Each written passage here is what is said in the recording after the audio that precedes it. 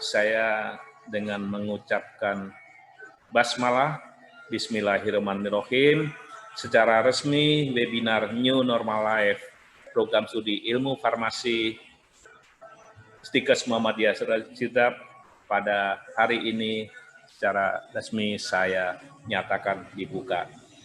Terima kasih. Nasrun minallahi wa fatun karib, wa basiril mukminin, fastabikul khairat. Assalamualaikum warahmatullahi wabarakatuh. Waalaikumsalam warahmatullahi wabarakatuh. Terima kasih banyak kepada Bapak Dr. Gigi Bambang Rusmono MM untuk waktunya. Selanjutnya, saya akan membacakan tata tertib webinar New Normal Life Stikes Muhammadiyah Sidap pada pagi hari ini. Yang pertama, peserta dipersilahkan join di Zoom 15 menit sebelum acara dimulai. Menulis nama yang sesuai sebelum join, dan sedapat mungkin selama acara berlangsung memperhatikan video.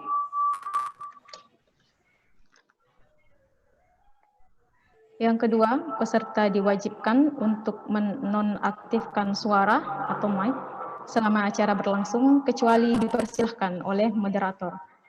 Yang ketiga, pertanyaan dapat diajukan saat sesi tanya jawab dengan mengangkat tangan terlebih dahulu. Pertanyaan juga akan dilakukan di chat box dan akan dipilih oleh moderator. Yang keempat, presensi akan dibagikan sebelum acara berakhir. Sertifikat akan diberikan hanya kepada peserta yang mengisi presensi. Dan yang terakhir, sertifikat link di-download akan diberikan maksimal 3 hari setelah acara berakhir melalui WA, di mana setiap peserta menjadi anggota. Dengan berakhirnya segenap rangkaian acara, maka berakhir pula pembukaan webinar New Normal Life Stikes Muhammadiyah Sidap, program studi ilmu farmasi pada pagi hari ini dengan bersama-sama membaca hamdalah. Alhamdulillahirrahmanirrahim.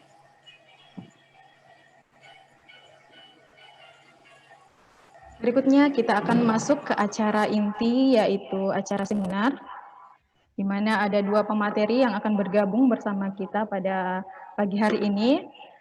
Dan untuk materi pertama, kami undang Ibu Mariani Hadi, S-Farm MKM APT, yang akan dipandu langsung oleh moderator kita. Yang pertama, Ibu Fitriana Bunyanis SSC MKes, yang juga merupakan Sekretaris Prodi Program Studi Ilmu Farmasi. Kepada Ibu, dengan hormat.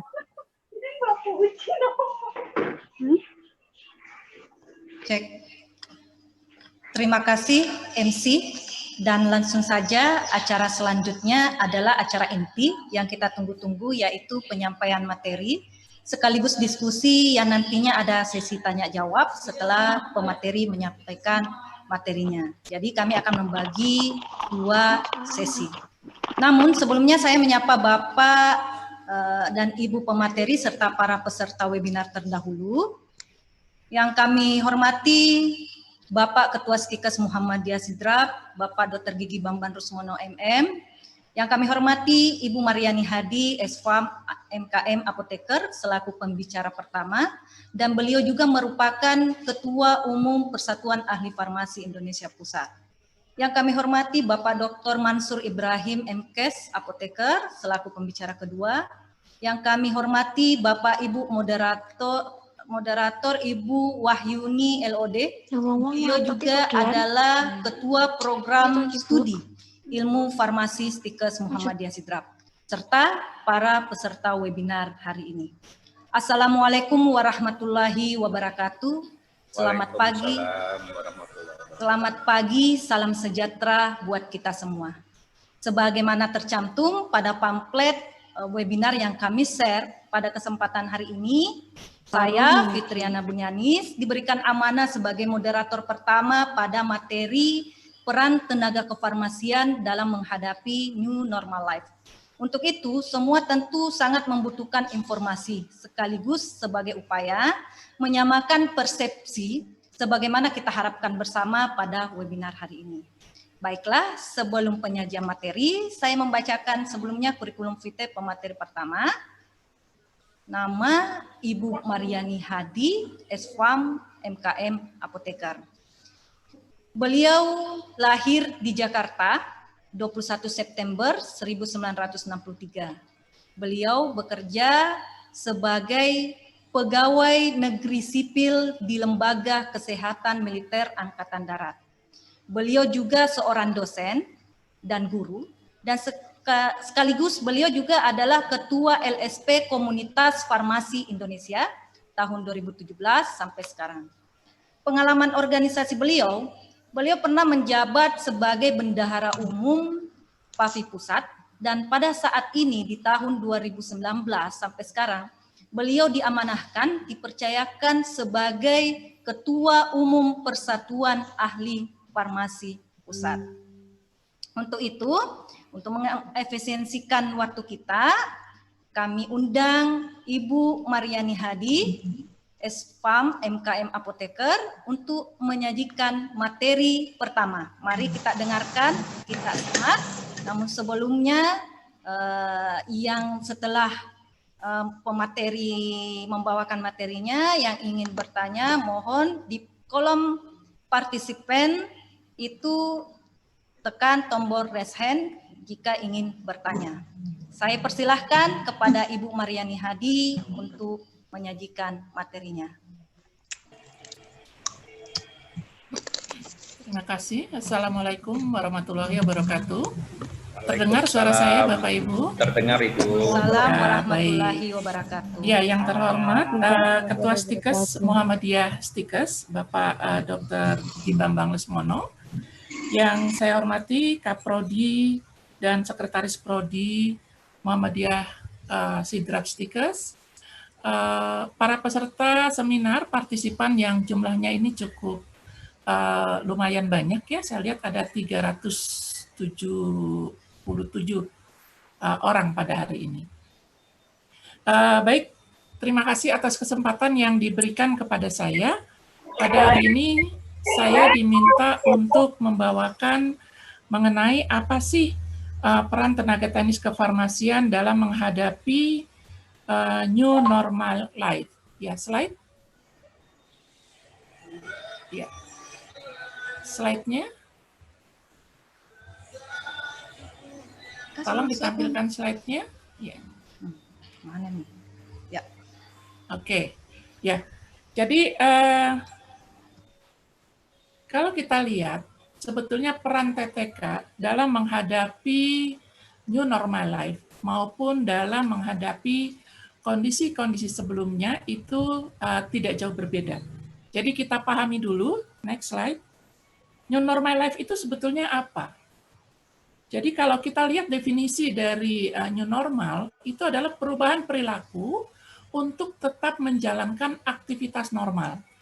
Namun dengan ditambah menerapkan protokol kesehatan guna mencegah terjadinya penularan COVID-19. Jadi kita bandingkan antara kehidupan normal kita sebelumnya dengan kehidupan normal kita yang baru, ini memang ada perbedaan. Kalau pada kehidupan normal kita sebelum adanya berjangkitnya pandemi COVID-19, ya kita tahu kita dengan begitu mudahnya keluar rumah, begitu mudahnya melakukan aktivitas, tetapi dengan kondisi new normal saat ini, maka kita harus melakukan perubahan perilaku. Ya, kita harus menerapkan protokol kesehatan guna mencegah terjadinya penularan COVID-19. Next. Ya, kita lihat slide berikutnya. Ya. Kita lihat untuk slide berikutnya, ini adalah kondisi negara yang sudah kembali ke tatanan normal semula. Kita lihat slide. Ya. Mohon maaf, slide-nya. Oke, admin. Ya, kita lihat slide ya. Ini kenapa saya tampilkan. Ini adalah kondisi konfirmasi untuk COVID-19, kasus-kasus COVID-19 yang ada di negara Jepang. Ya, kalau kita perhatikan, sekarang ini di Jepang itu sampai bulan Juni 18, kondisinya sudah landai. Walaupun kalau kita lihat pada April, di tanggal 10 April ini merupakan puncak tertingginya. Ya, tetapi saat ini sudah landai sehingga untuk Jepang ini mereka sudah bisa melakukan aktivitas normal seperti biasa. Slide-slide berikutnya, kita lihat bagaimana kita bandingkan Jepang dengan Indonesia. Ya, kita lihat. Kalau yang di Indonesia, kalau Jepang ini sudah menurun, kondisinya sudah menurun, maka di Indonesia secara umum ini masih tetap berada, trennya itu masih naik terus. Ya, jadi trennya masih naik terus, sehingga ini memang kondisinya sangat berbeda dengan kondisi di negara Jepang. Ya, kita lihat, kita bandingkan juga dengan kondisi yang ada di negara ASEAN. Slide berikutnya, kita lihat bagaimana dengan negara-negara ASEAN. Nah, untuk negara-negara ASEAN, di sini kita perhatikan bahwa di Indonesia, itu ternyata di ASEAN pun, Indonesia ini masih, grafiknya itu masih dalam posisi tertinggi. Bandingkan dengan Vietnam. Ya, Vietnam ini kita lihat sudah sangat landai, kemudian Laos, ya, kemudian Brunei. Jadi kita di negara ASEAN ini masih menduduki posisi yang tertinggi dari beberapa negara ASEAN. Ya, kita lihat selanjutnya, slide berikutnya. Nah, ini adalah strategi-strategi yang dilakukan oleh pemerintahan Indonesia untuk mengantisipasi kegiatan ini. Jadi mulai dari fase 1, ya, kita melihat di bulan Juni itu sudah mulai ada, ya, kebijakan-kebijakan bagaimana untuk industri jasa dan bisnis, bagaimana untuk toko, bagaimana sektor kesehatan, bagaimana kegiatan sehari-hari. Ya. Kemudian ada di fase 2. Sampai kita lihat ada di fase 3, fase 4, dan sekarang kita sudah memasuki di fase 5. Berdasarkan evaluasi yang sudah ada, ini kita lanjutkan secara berkala, terus-menerus dilakukan evaluasi sehingga untuk beberapa daerah yang melaksanakan PSBB, PSBB-nya itu sudah mulai dilonggarkan. Termasuk di DKI Jakarta, PSBB sudah dilonggarkan, tetapi apa yang terjadi setelah PSBB dilonggarkan, ternyata tingkat kenaikan yang positif COVID-19 itu ternyata makin bertambah. Nah, kita memang tidak bisa menghindari adanya COVID-19 ini. Tetapi kita harus bisa beradaptasi. Nah, kehidupan normal yang baru bagi kita ini semuanya adalah merupakan kehidupan yang beradaptasi dengan adanya virus corona ini. Lanjut. Kita lihat sekarang kita masuk ke konsep kefarmasian. Ya, untuk konsep kefarmasian, ini kita lihat Kementerian Perdagangan ini juga sudah mulai mengeluarkan pada tanggal 18 Mei, sudah mengeluarkan surat edaran. Bagaimana, apa yang harus diterapkan untuk mal, kemudian untuk perdagangan, kemudian termasuk untuk toko obat, apotik, pelayanan farmasi. Salah satunya yang pertama, di dalam SE ini, untuk pelayanan kefarmasian, toko obat maupun apotik, ini harus kita lihat yang pertama, pembatasan dulu, pengaturan sirkulasi dan batasan pengunjung, maksimal 40% dengan kontrol yang ketat. Artinya, ketika dalam fasilitas pelayanan farmasi ini jumlah pasiennya terlalu besar, maka boleh melaksanakan kegiatan pelayanan kefarmasian, tetapi pengunjungnya maksimal hanya 40% dari jumlah yang sebelumnya. Lanjut. Ya.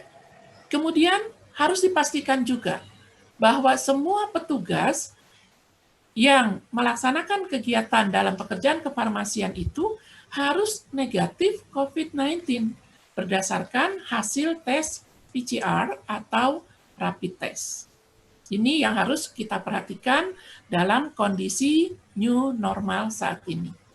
Kemudian yang ketiga, selanjutnya, ya harus dilakukan screening awal. Ya, jadi pada pekerja atau pada pelaksana pekerjaan kefarmasian, ini sebelum bekerja mereka harus dilakukan screening awal suhu. Maksimal itu 37,3 derajat. Jadi tidak boleh lebih dari 37,3 derajat. Lanjut. Selanjutnya, kalau ada orang yang memang akan masuk, tetapi memiliki gejala batuk, kemudian gejala flu, sesak nafas, maka ini tidak boleh diizinkan. Ya, ini harus dilarang.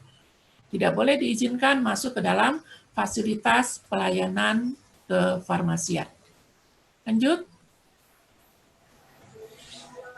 Nah, tentu saja persyaratan dari fasilitas pelayanan kefarmasian ini juga harus menyiapkan tempat cuci tangan, sabun, dan hand sanitizer, kemudian lakukan penyemprotan desinfektan secara berkala.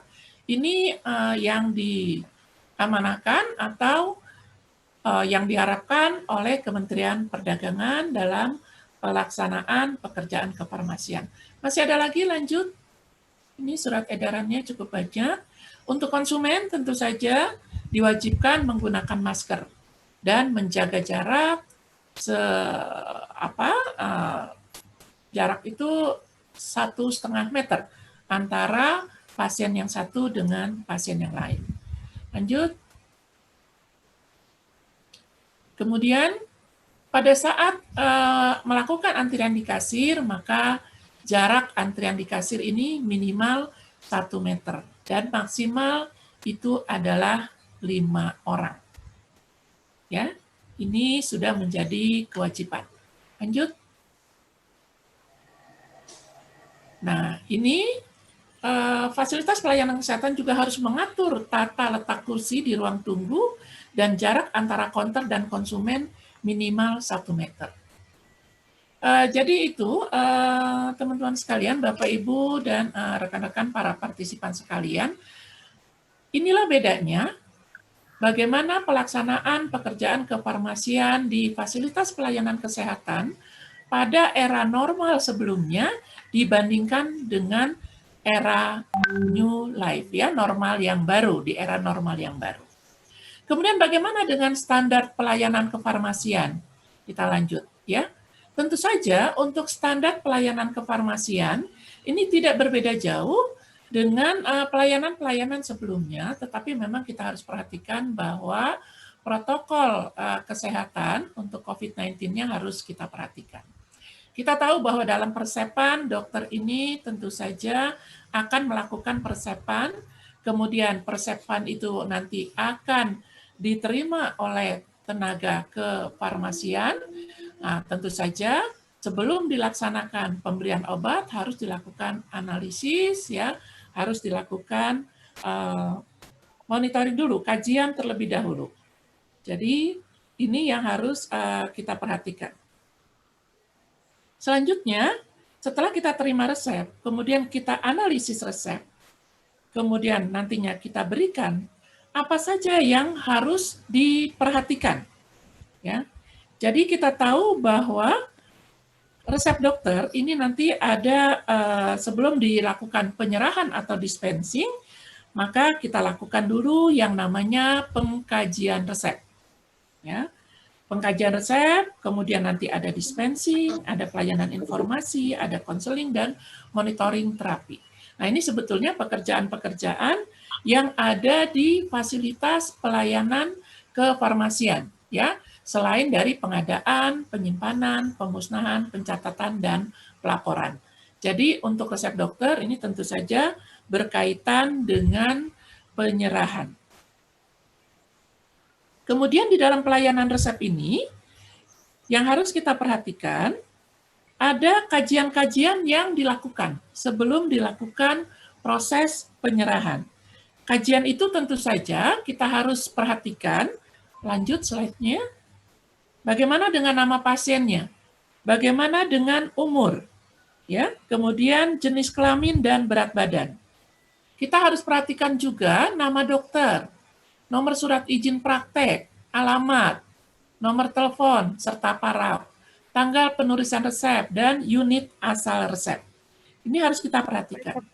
Kemudian selain kajian administratif, kita juga harus melakukan kajian farmasetik. Ya, kajian farmasetik ini kita lihat bentuk dan kekuatan sediaan, dosis dan jumlah obat, bagaimana stabilitas dan ketersediaan, dan aturan serta cara penggunaan. Dan juga kita perhatikan dalam kajian farmasetik ini, kompatibilitasnya itu bagaimana.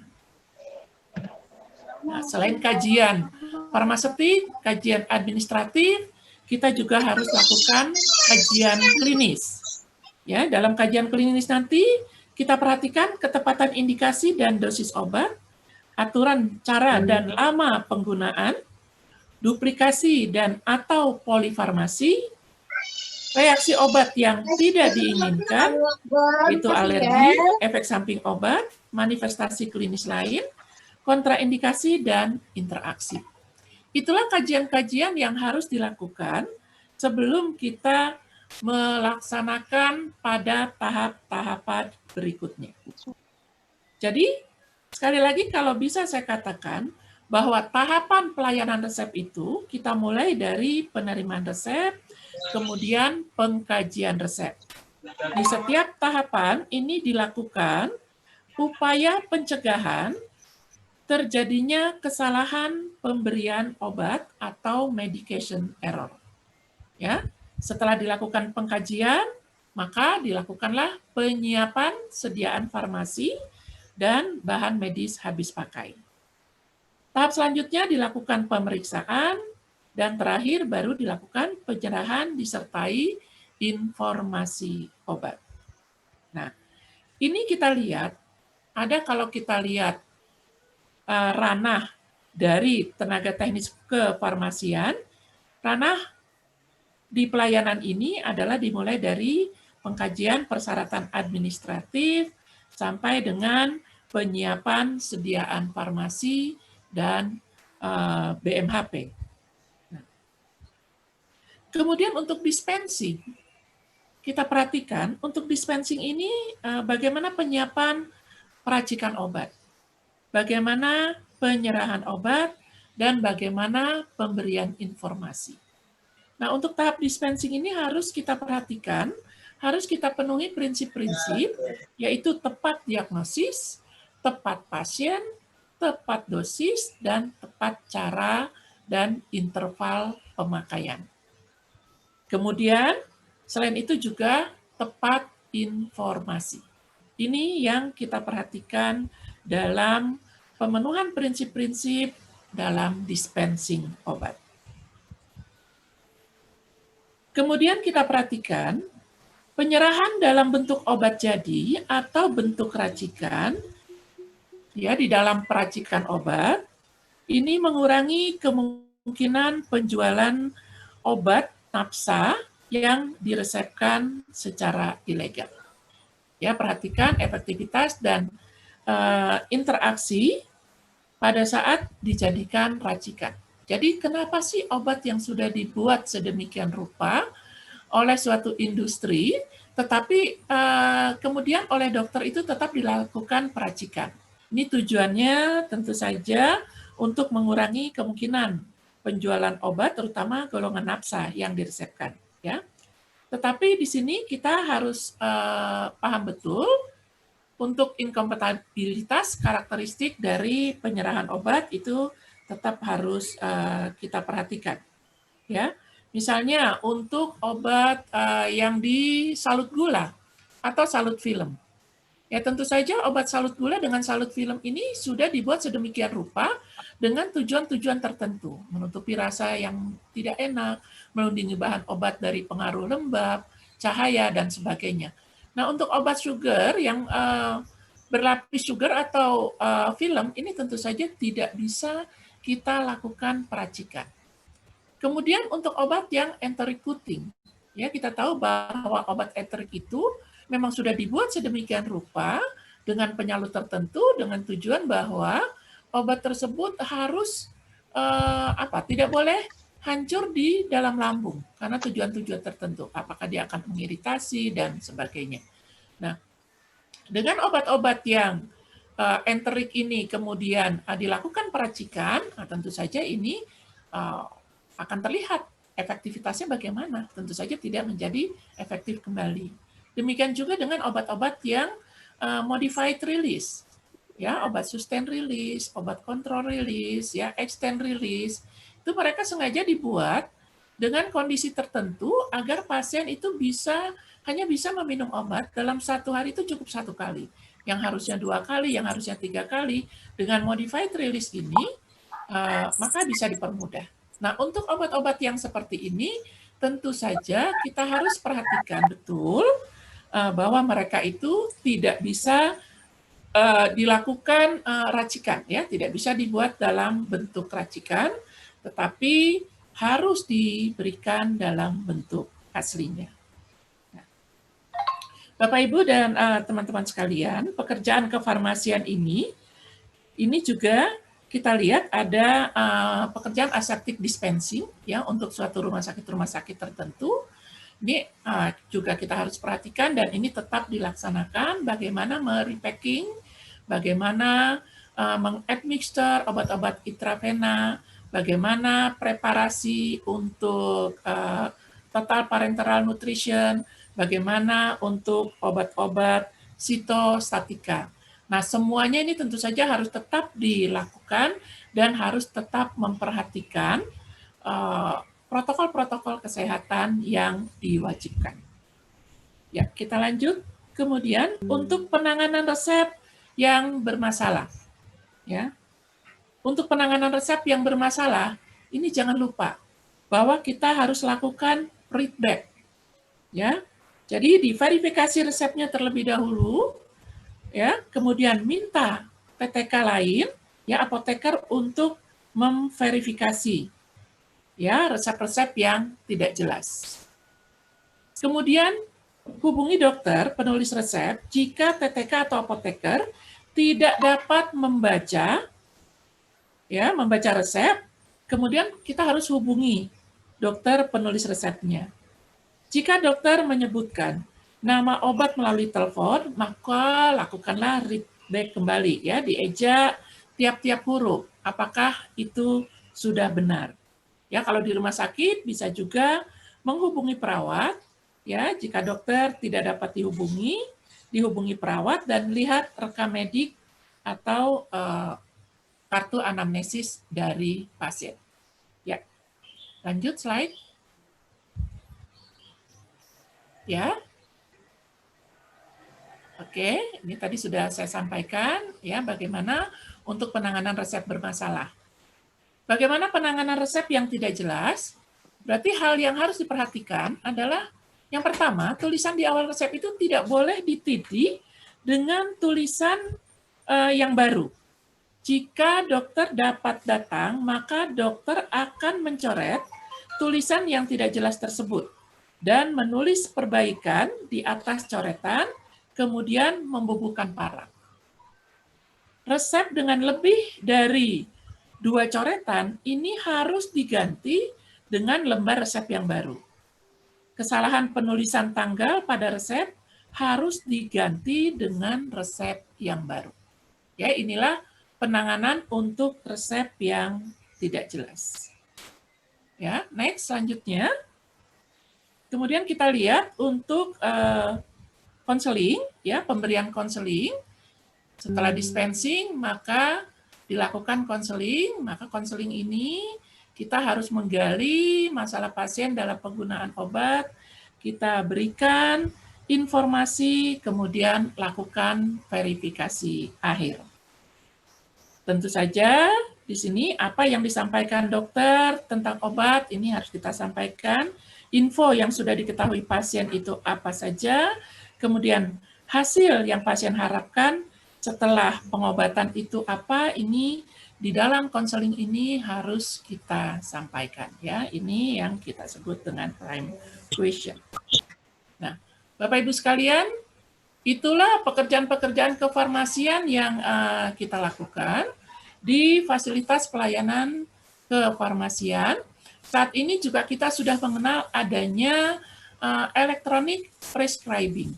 Ya, jadi resep-resep itu sekarang sudah tidak lagi bertuliskan tangan, tetapi sudah merupakan resep elektronik. Ya, jadi antara resep yang konvensional dengan resep elektronik ini memang ada sedikit perbedaan, di mana kalau resep elektronik ini sudah terintegrasi.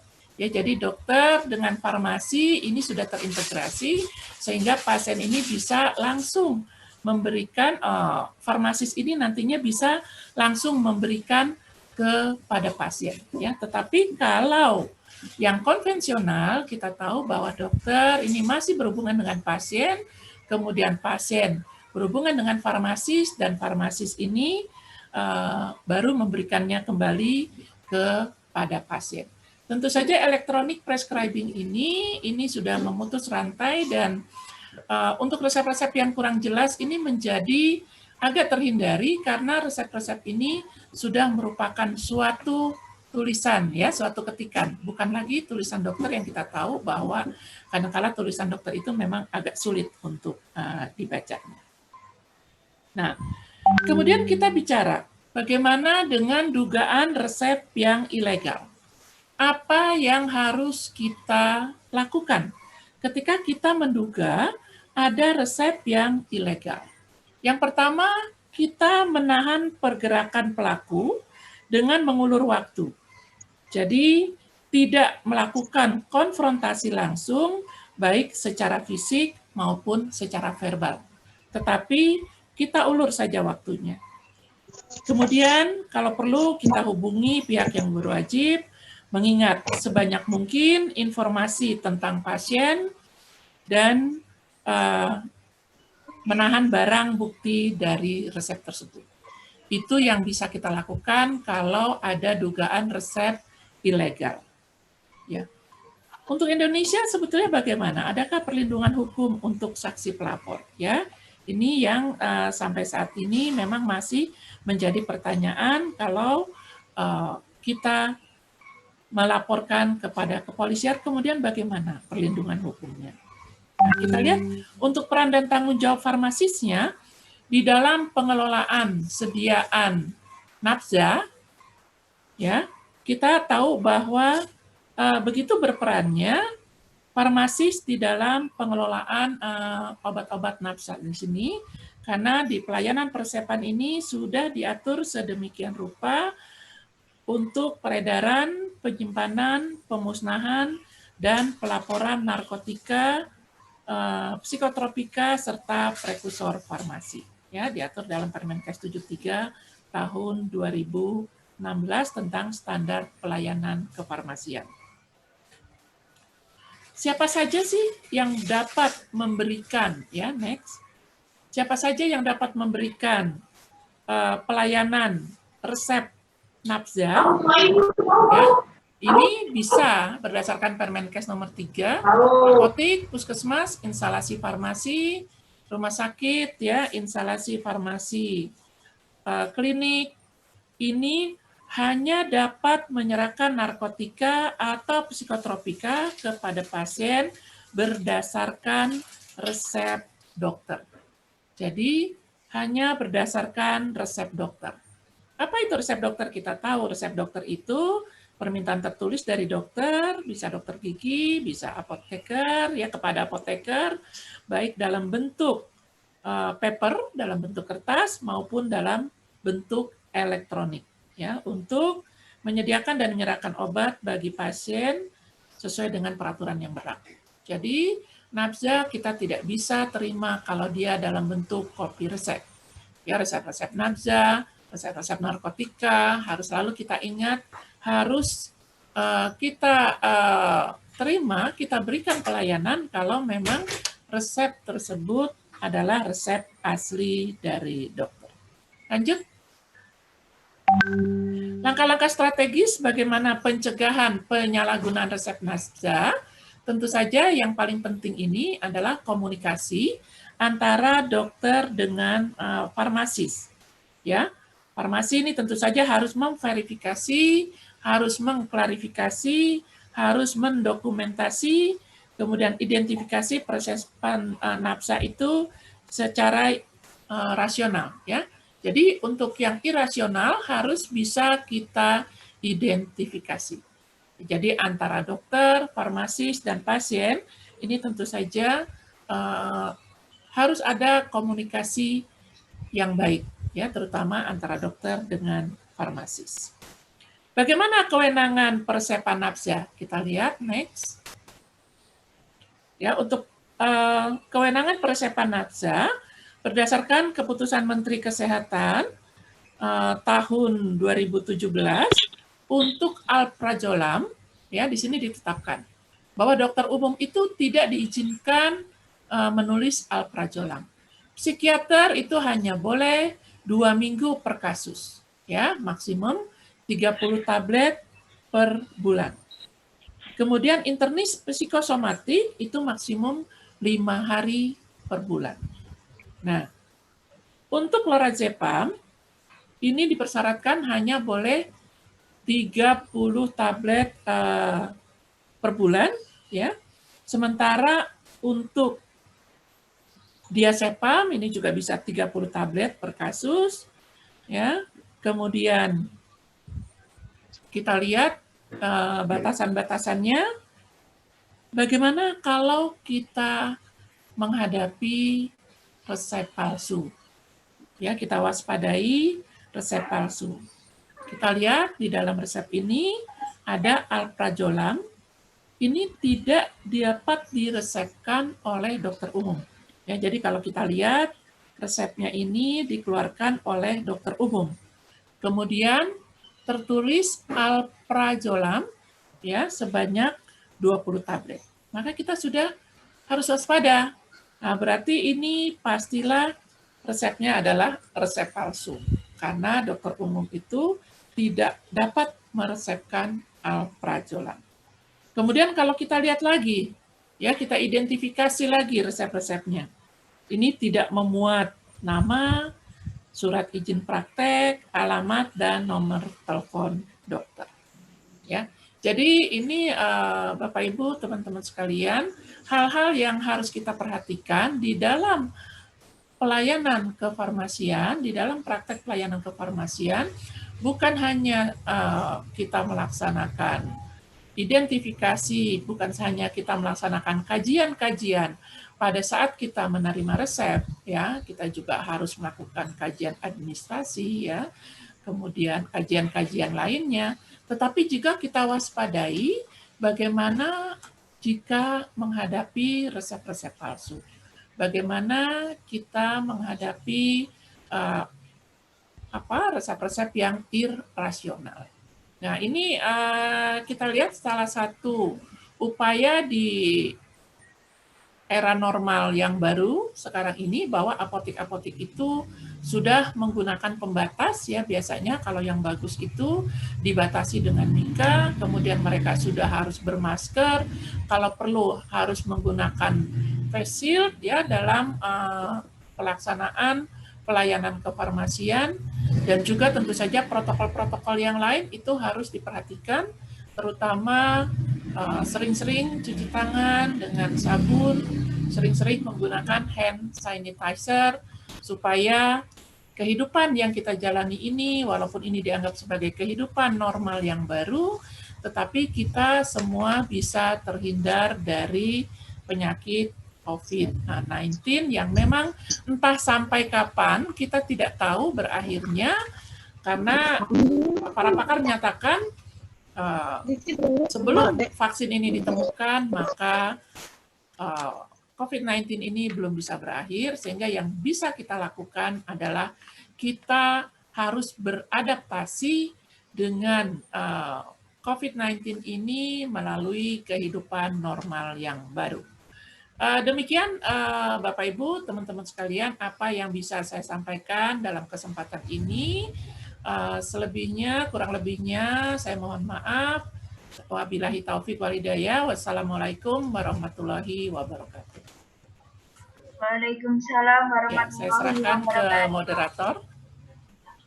Ya, waalaikumsalam warahmatullahi wabarakatuh. Ya, demikianlah materi dibawakan oleh Ibu Mariani Hadi. Materinya ini sangat menarik. Jadi dalam kondisi normal ini kita menggiring masyarakat secara paksa terdidik untuk bergaya hidup sehat.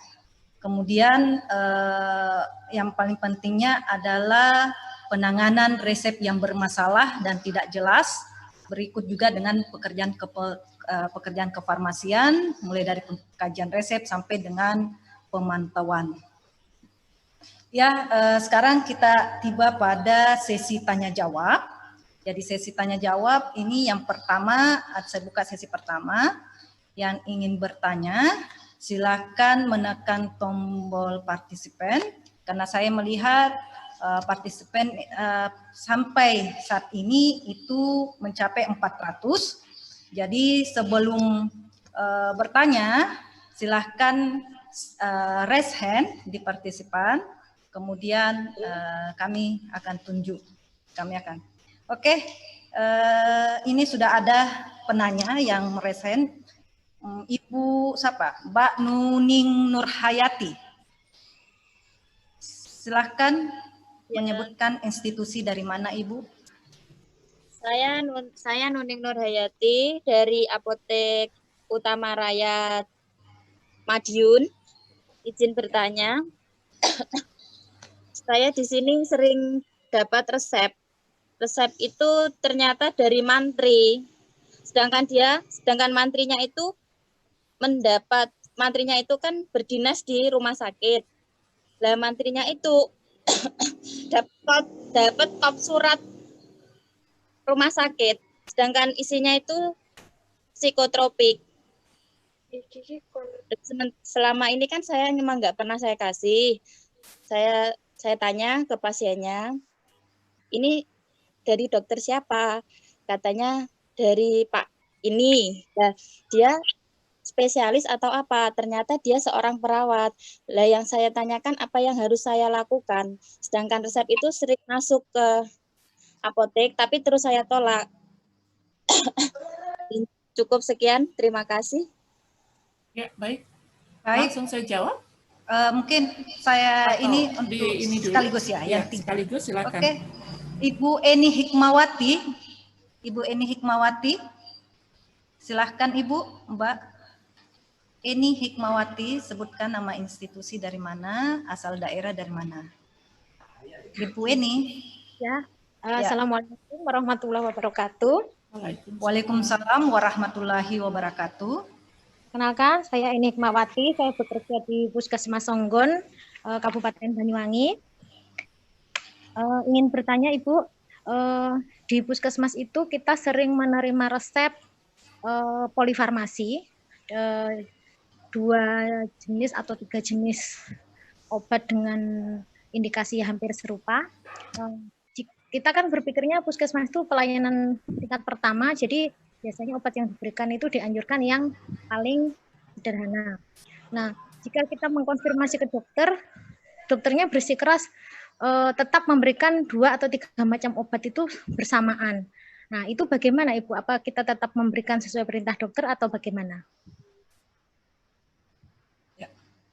Ya, baiklah. Untuk penanya terakhir untuk sesi pertama dari Ambarwati Putri Adi, saya persilahkan. Ambarwati. Perkenalkan, nama saya Ambarwati Putri Adi dari Puskesmas Ngancar. Mau menanyakan untuk e-prescribing ini apakah bisa digunakan untuk resep dengan narkotik atau psikotropik? Kalau misalnya bisa, untuk proses pemusnahan resepnya itu gimana? Ya, saya kira untuk sesi pertama ini untuk 3 penanya dulu, saya persilahkan kepada Ibu Pemateri, Ibu Mariani Hadi untuk menanggapi. Saya persilahkan dengan hormat. Baik, terima kasih ya. Untuk pertanyaan pertama, Ibu Nuning dari Apotek Madiun. Jadi Ibu sering menerima resep dari mantri ya, mantri yang mendapatkan kop rumah sakit. Barangkali kop rumah sakit itu kemudian sudah ada nama dokter dan sebagainya. Tapi kalau kita tahu bahwa siapa saja yang berhak menulis resep itu hanya dokter ya, kemudian dokter gigi atau dokter hewan. Jadi kalau yang menulis itu mantri, tentu saja ini menyalahi ketentuan.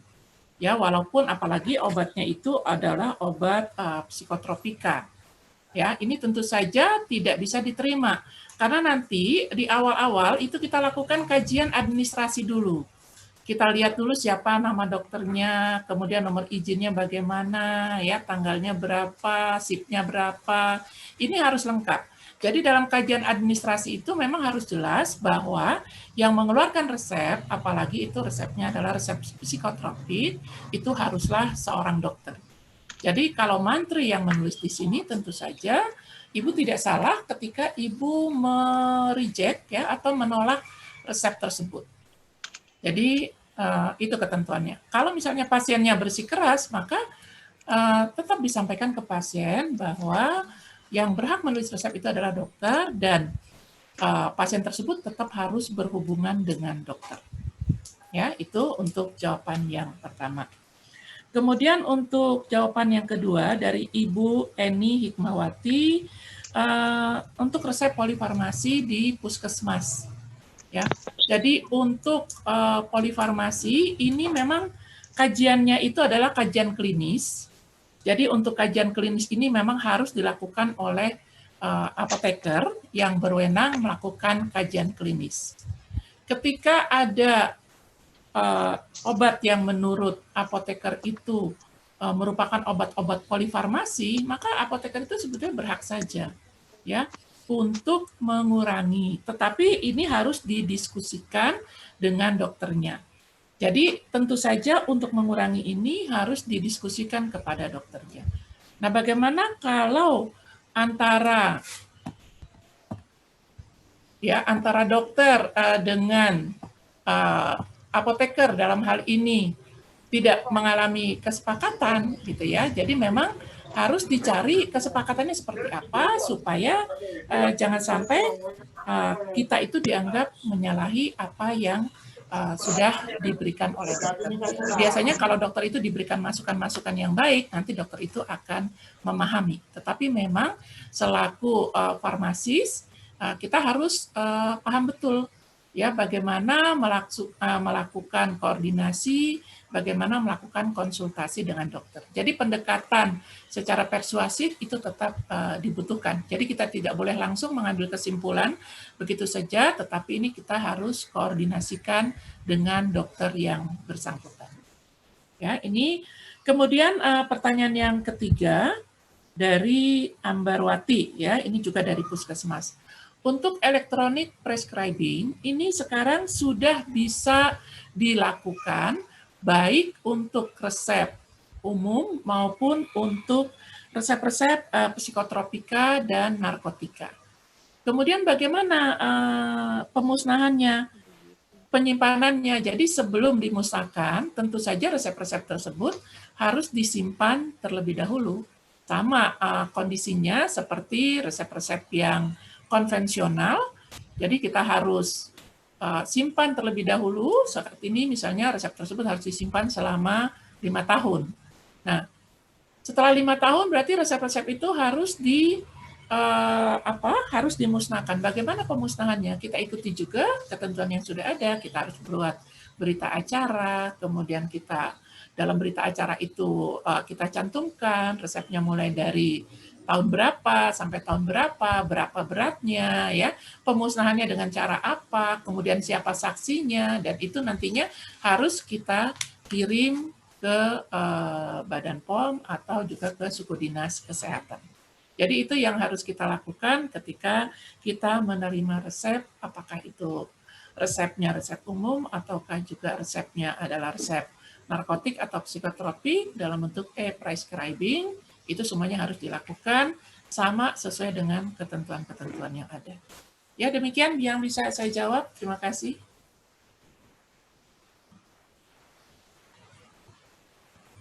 Ya, saya kembalikan ke moderator.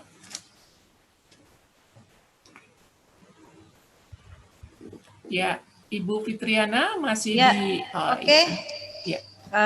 Mungkin bisa untuk Ida Farmasi, jika ada yang ingin ditanyakan. Oke. Kalau ya, perkenalkan nama saya Saida dari Puskesmas Manipahui Kabupaten Sinjai. Saya ingin tanyakan itu tentang peresepan obat narkotik di nafsa di puskesmas. Dimana kita tahu kalau yang meresepkan itu tidak ada dokter spesialis ya, hanya dokter umum saja atau kadang perawat.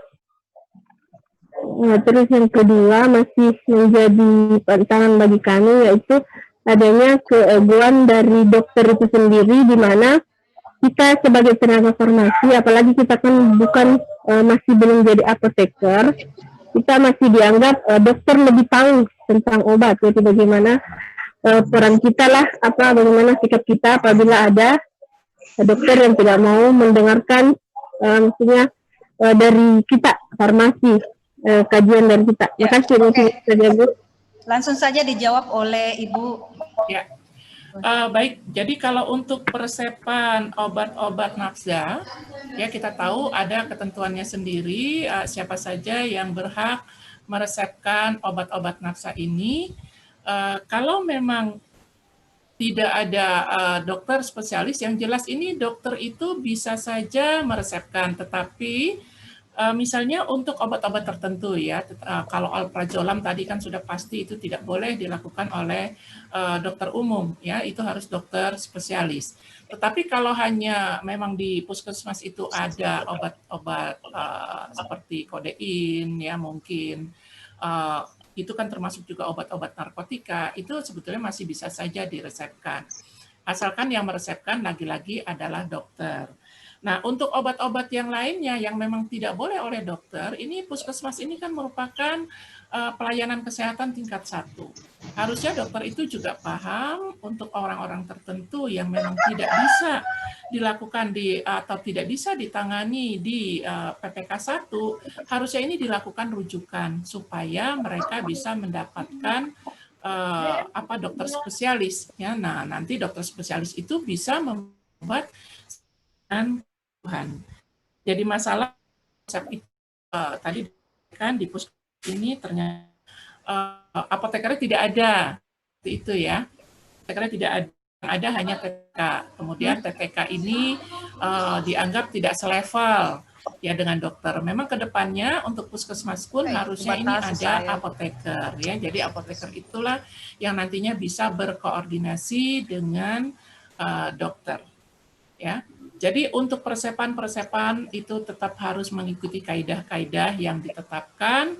Kalaupun misalnya ada resep-resep yang masuk, dan saya yakin di puskesmas itu juga tidak menyediakan obat-obat yang bersifat spesialis ya, karena biasanya untuk di puskesmas obat-obat yang disediakan adalah obat-obat esensial ya. Jadi obat-obat yang memang digunakan pada tahap-tahap pertama, di mana memang itu merupakan obat-obat esensial. Ya, demikian yang saya jawab. Terima kasih. Terima kasih Ibu. Ini sangat mencerahkan sekali. Namun kita buka lagi sesi kedua. Saya ambil dari chat box. Yang pertama dari Amin Waluyo, AMD Farm. Pertanyaannya, bagaimana tindakan kita terhadap resep nafsa yang tidak irasional, diduga resep palsu, dengan kita punya dasar hukumnya yang kuat untuk kita tolak. Undang-undang nomor berapa yang mengatur demikian? Terima kasih atas informasi dan penjelasannya. Mungkin bisa Ibu langsung dijawab. Ya, baik.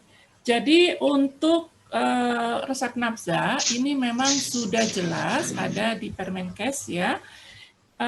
Apalagi kita tadi melihat bahwa resep nafsanya itu kita lakukan kajian-kajian, ini berarti kita duga ini resepnya adalah resep palsu. Ya, kalau memang resepnya palsu, maka apa yang harus kita lakukan? Kita tolak. Ya, tetapi bagaimana menolaknya? Kita jangan berkonfrontasi. Jadi kita harus lakukan persuasif bahwa memang resepnya itu kita tidak bisa berikan dengan alasan bahwa resepnya itu tidak sesuai dengan ketentuan yang ada. Ya, jadi makanya kita perlu lakukan kajian-kajian baik dari kajian administratif, kita lakukan juga kajian klinis ya. Nah, berdasarkan hal itu maka bisa kita lakukan penolakan. Itu ada di Permenkes 73. Ya. Demikian yang bisa saya jawab. Ya, selanjutnya ada pertanyaan dari Eki Wahyu Dewanto, Jawa Tengah, dari Rumah Sakit Umum Daerah Profesor Dr. Margono. Pertanyaannya, bagaimana tindakan kita jika resep dokter bedah saraf untuk pasien post kraniotomi dan diberikan resep nafsa untuk 1 bulan karena pasien merasa kesakitan dan sulit tidur, apakah tetap diberikan resep sedangkan resep diberikan 30 tablet nafsa? Baik. Ya. Jadi kita lihat kalau nafsanya itu apa? Tadi kan ada batasan-batasan ya. Untuk obat-obat tertentu itu berapa batasannya ya. Jadi alprazolam itu berapa, diazepam itu berapa ya. Nah, kalau misalnya jumlahnya itu terlalu besar, tentu saja ini kita tidak bisa berikan seluruhnya. Jadi kalau misalnya dokternya itu memberikannya langsung 30 tablet ya. Jadi memang kalau diazepam itu bisa 30 tablet per kasus. Lorazepam juga bisa 30 tablet per kasus. Ya, tetapi di sini harus kita lihat kalau memang tidak melebihi jumlah yang ditetapkan, ini bisa kita berikan. Tetapi kalau jumlahnya sudah melebihi ketentuan, maka tentu saja ini tidak bisa kita berikan. Ya, jadi kita lihat batasannya. Ya, kita lihat saja nanti di Kepmenkes RI nomor HK0107 nomor 659 tahun 2017. Di situ ada batasan-batasan kewenangan untuk peresepan nafsa. Jadi nanti kita lihat berapa kewenangannya. Kalau memang sudah melebihi kewenangan yang ditetapkan, maka tentu saja kita bisa kita tolak. Ya, atau kita berikan sebagian terlebih dahulu. Ya, tapi saya yakin dokter pun harusnya paham ya berapa yang bisa dia berikan. Karena memang pasien ini membutuhkan obat-obat tersebut. Ya, demikian. Ya, saya kira cukup sampai di sini, sampai sesi kedua. Saya memohon maaf karena keterbatasan waktu, sehingga masih ada pemateri berikutnya. Jadi sebelumnya saya menutup untuk sesi tanya jawab dan saya mengucapkan banyak terima kasih kepada Ibu pemateri, Ibu Mariani Hadi, SPAM MKM Apoteker yang sempat hadir melalui virtual Zoom ini. Dan permohonan maaf kepada para peserta webinar yang pertanyaannya belum tercover, tapi insya Allah nanti kita tetap untuk memfasilitasinya. Baiklah, saya moderator pertama, Fitriana Bunyanis, mohon undur diri. Terima kasih. Kita lanjutkan untuk sesi kedua untuk materi kedua. Terima kasih Ibu. Ya, sama-sama. Assalamualaikum warahmatullahi wabarakatuh. Saya kembalikan ke MC kembali. Assalamualaikum warahmatullahi wabarakatuh. Terima kasih banyak kepada Ibu Moderator dan juga kepada Ibu Mariani Hadi, SPARAM MKM Apoteker. Terima kasih banyak atas waktunya. Selanjutnya kita akan masuk ke materi yang kedua. Kami undang dengan hormat Bapak Dr. Mansur Ibrahim MKes yang akan dipandu langsung oleh Ibu Wahyuni LOD SPARAM MKes yang juga merupakan Ketua Prodi Ilmu Farmasi Stikes Muhammadiyah Sidrap. Kepada Ibu dipersilahkan dengan hormat. Baik, terima kasih untuk MC kita pada siang hari ini. Yang terhormat Ibu Ketua PAVI Pusat, Ibu Mariani Hadi, MKM Apoteker. Yang terhormat Bapak Ketua Stikes Muhammadiyah Sidrap, Bapak Dr. Gigi Bambang Resmono IM. Kemudian yang terhormat Bapak Dr. Mansur Ibrahim, MKes Apoteker. Bismillahirrahmanirrahim. Assalamualaikum warahmatullahi wabarakatuh. Wabil Islamidina, wabil Muhammadin Nabiya wa Rasulah. Selamat siang, salam sejahtera untuk kita semua. Saya ucapkan selamat datang untuk peserta webinar kefarmasian bagi yang baru bergabung dan yang hadir lewat webinar ini maupun yang menyaksikan langsung secara live melalui kanal YouTube STKMS. Jumlah partisipan pada saat ini sudah mencapai 400 dan sekitar 100. Alhamdulillah di tengah-tengah kita sudah hadir Bapak narasumber kita yang kedua pada webinar ini. Namun izinkan saya sebelumnya untuk membacakan kurikulum vitae dari Bapak pemateri. Nama lengkap beliau Bapak Dr. Mansur Ibrahim, MKes Apoteker. Beliau lahir di Bone 12 Juli 1972. Riwayat pendidikan, beliau merupakan alumni farmasi Universitas Pancasakti tahun 1994. Beliau menyelesaikan magister kesehatan di Universitas Hasanuddin tahun 1999 dan program doktor beliau di Malang.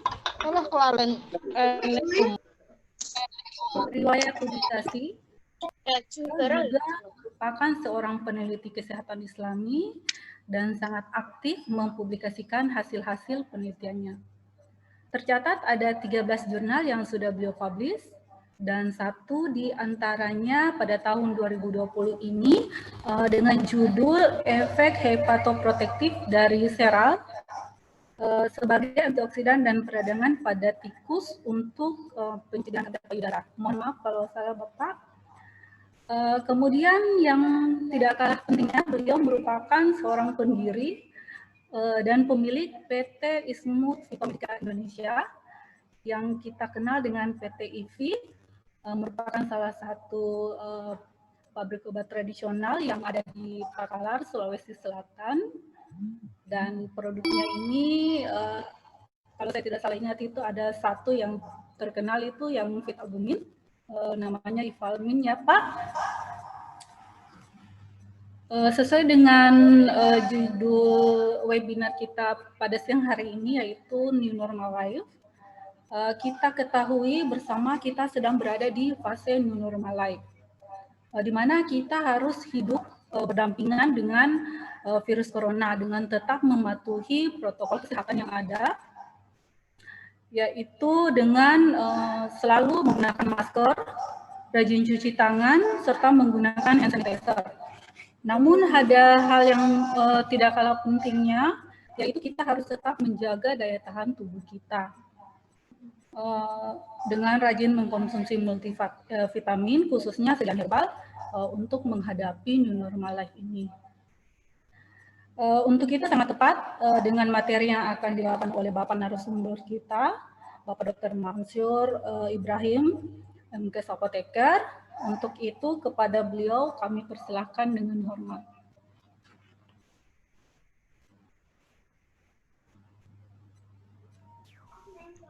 Bismillahirrahmanirrahim. Apa didengar? Ya Pak. Assalamualaikum. Dengar Pak. Assalamualaikum warahmatullahi wabarakatuh. Waalaikumsalam warahmatullahi wabarakatuh. Kepala Stikes Sidrap, yang terhormat panitia webinar, yang terhormat para moderator, yang terhormat narasumber, teman sejawat Ibu Mariani Hadi, SPARM, MM, dan Apoteker. Dan yang paling kami hormati adalah adik-adik Poltekkes serta partisipan di seluruh Indonesia yang cukup banyak bergabung. Saat ini ada tercatat 440 ya para hadirin yang saya hormati, para peserta webinar, tadi kita sudah mengikuti acara materi pertama yang membahas secara komprehensif tentang penata laksanaan farmasi di tengah pandemik. Nah, mungkin pada kesempatan ini saya akan mencoba untuk memberikan motivasi kepada para peserta atau adik-adik yang saat ini sementara menuntut ilmu di Poltekkes Sidrap, sekedar gambaran bahwa di tengah pandemik ini tercatat ada kurang lebih 4 juta lebih karyawan yang di PHK. Ada sekian banyak sektor usaha yang harus memulai, sehingga saya anggap dengan materi ini merupakan suatu materi spirit ya untuk memotivasi kepada adik-adik dan para partisipan yang berada di seluruh Indonesia. Sekiranya materi ini saya akan berikan tidak terlalu lama, tapi saya kepingin mungkin berdiskusi dengan teman-teman di seluruh pelosok tanah air maupun terutama mahasiswa Poltekkes, sekiranya apa yang harus dilakukan ke depan saat ini dan pada saat yang akan datang ya di tengah pandemik. Baik, mungkin bisa ditampilkan.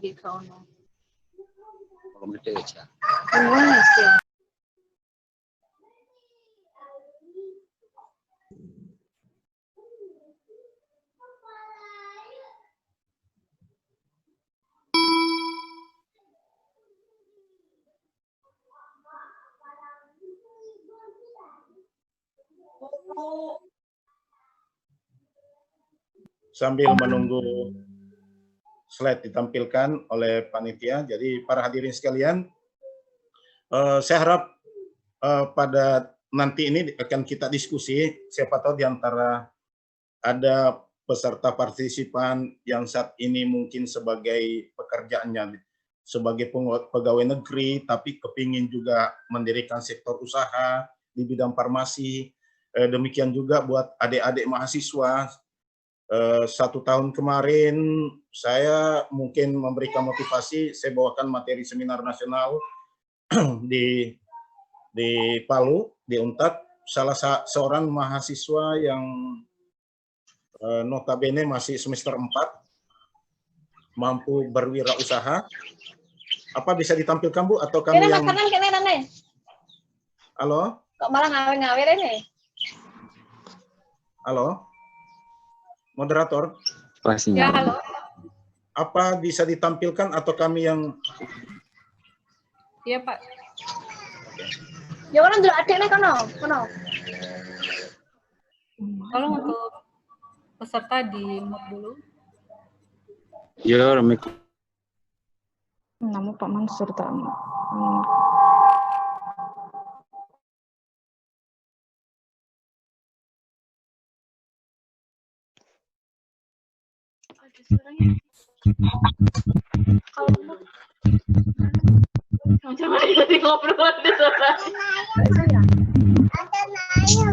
Level pada saja.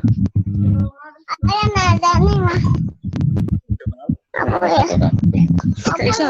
Nah, ini gini. Oh. Ini apa ya? Jam.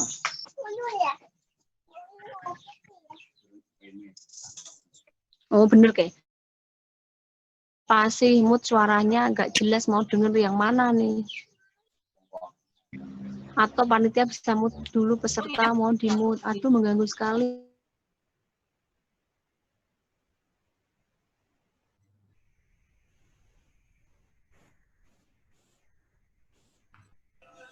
Mohon bantuan. Tolong di mute dulu. Mohon bantuan panitia, all mute semua kecuali Nasum dan moderator. Di unmute semua, di mute semua, kecuali moderator dan Nasum. Makasih. Ya, terima kasih ya. Jadi sambil menunggu dari share dari materi saya, tadi saya sudah perkenalkan. Harapan saya pada perkenalan ini memberi suatu spirit buat teman-teman di farmasi, apakah mereka sebagai praktisi farmasi dan kepingin untuk berwirausaha di bidang obat tradisional. Mungkin pada kesempatan ini akan kita bisa diskusi mungkin kiat-kiat apa yang harus kita lakukan. Nah, mungkin ini saya lebih banyak nanti untuk membahas saling tanya jawab. Harapan kami ada kandidat mahasiswa yang bisa mengikuti jejak saya, karena di Sulawesi Selatan, Indonesia Timur baru beberapa yang mendirikan usaha herbal, ya. Nah, tentunya ini merupakan peluang besar bagi kita semua, utamanya yang berkecimpung di bidang farmasi. Oke, silakan ditampilkan slide-nya, Bu. Moderator. Ya, Pak.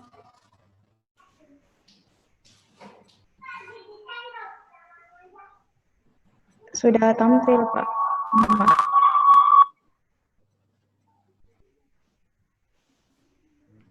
Mana aja?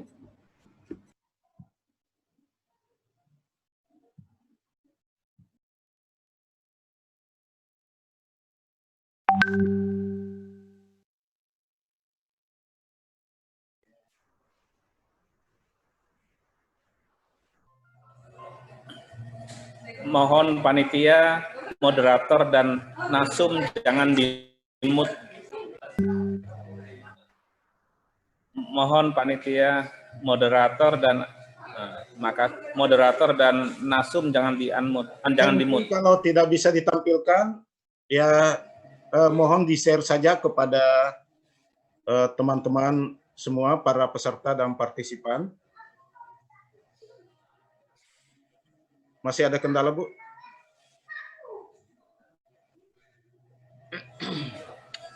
Jadi topik pada Jadi topik pada kesempatan ini saya coba mengangkat tema adalah saatnya bangkit bisnis farmasi di tengah pandemi COVID-19. Kenapa kami ambil teori ini, judul ini? Karena kita melihat bahwa pada saat ini begitu banyak dampak sosial, dampak ekonomi, kesehatan yang disebabkan oleh pandemik COVID-19. Nah, ini saya sengaja untuk menyampaikan kepada para peserta, semoga nantinya akan ada spirit buat adik-adik yang sementara kuliah mempersiapkan diri pada saat pandemi ini maupun masa yang akan datang. Sebagaimana kita ketahui bersama bahwa nasib dunia usaha setelah pandemi itu sangat luar biasa pengaruhnya. Ada beberapa sektor usaha yang tidak bisa bangkit, dan di satu sisi ada sektor usaha yang mendapatkan keuntungan yang luar biasa di saat pandemi. Nah, kita juga bagaimana di farmasi di tengah pandemik. Tentunya kalau sambil kita menunggu slide-nya. Slide-nya, Pak, apa sudah muncul? Belum, Bu. Slide-nya belum muncul. Kalau di kami semua sudah muncul, Pak. Oh, enggak. Ini ya. Oh, enggak ada. Bentar.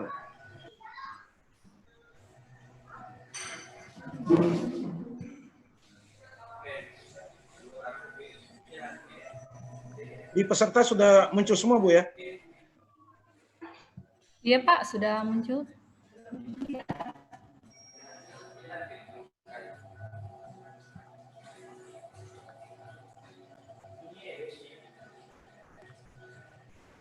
Oke, kalau begitu kita tolong diatur oleh moderator.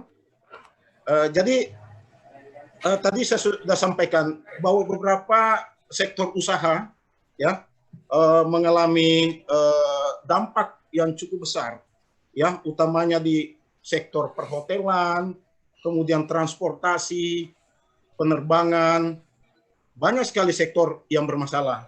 Ya, akhirnya penerbangan sejak tanggal 24 Mei melarang untuk terbang ke sana kemari, sehingga yang menyebabkan dampaknya sangat luar biasa di sektor usaha. Namun di sektor farmasi, sesungguhnya ini adalah momentum yang terbaik kita untuk bangkit. Karena kenapa? Aspek yang paling ditakuti oleh masyarakat itu adalah masalah kesehatan, terjangkitnya COVID-19 kepada setiap orang. Dampak ini sangat besar sekali. Kita bisa lihat, bayangkan ketika pulang dari pasar harus cuci baju, lepaskan semua pakaian. Malah yang paling terberat itu uang recehan yang kembali itu harus dibersihkan atau disterilkan. Betapa paniknya masyarakat kita di tengah pandemik. Ya, slide. Pandemik COVID-19 ya, jadi merupakan suatu momentum untuk bangkitnya farmasi nasional, utamanya di obat tradisional. Ya, pengalaman kami selama 12 tahun dengan produk awal PIP albumin, ya awalnya kami juga dipandang enteng, bahwa apalagi lahirnya di tengah kondisi topografi yang ada di Sulawesi Selatan, dengan menjual produk pertama adalah ekstra ikan gabus. Tapi momentum itu saya gunakan seoptimal. Alhamdulillah pada tahun 2017 kemarin masukkan fitofarmaka dan diteliti di Rumah Sakit Mawardi. Alhamdulillah bisa lolos sebagai fitofarmaka dengan nomor urut 21. Jadi sekarang ini baru 21 fitofarmaka di Indonesia. Nah, ini merupakan kesempatan sekali buat adik-adik untuk berkreasi inovatif. Cukup banyak usaha-usaha yang bisa kembangkan di bidang herbal. Ya, slide.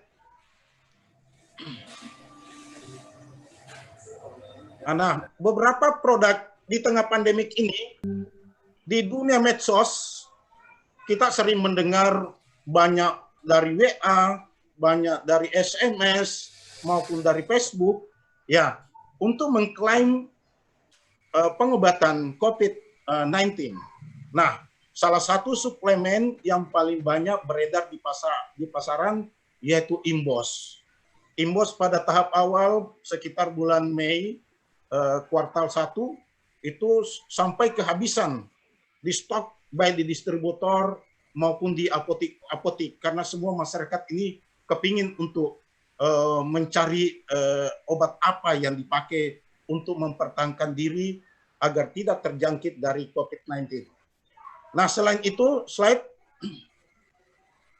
Ya, selain daripada Imbos, tadi produk yang paling laris di tengah pandemik itu yaitu vitamin C. Karena baik Departemen Kesehatan maupun para pakar kesehatan menyarankan untuk mengkonsumsi vitamin C. Ya, padahal sebagai seorang farmasis, seandainya ini dimanfaatkan dengan baik, para sejawat yang ada di seluruh pelosok tanah air bisa membuat produk-produk yang meskipun itu bukan merupakan produk olahan pabrik. Nah, kita bisa dapat info apa yang terjadi di daerah di Kalimantan Timur, seorang ibu yang membuat suatu sediaan dari kunyit, serai, lengkuas, jahe, itu mampu meraup omset sekitar 20 juta per hari. Ini bukan apotek, ini bukan pabrik, ini bukan seorang farmasis, ya. Tapi dia mampu mengelola momentum ini sebagai sesuatu peluang bisnis. Pertanyaan, apakah kita seorang farmasis menanggapi peluang COVID-19 ini adalah sesuatu peluang, ya? Oke.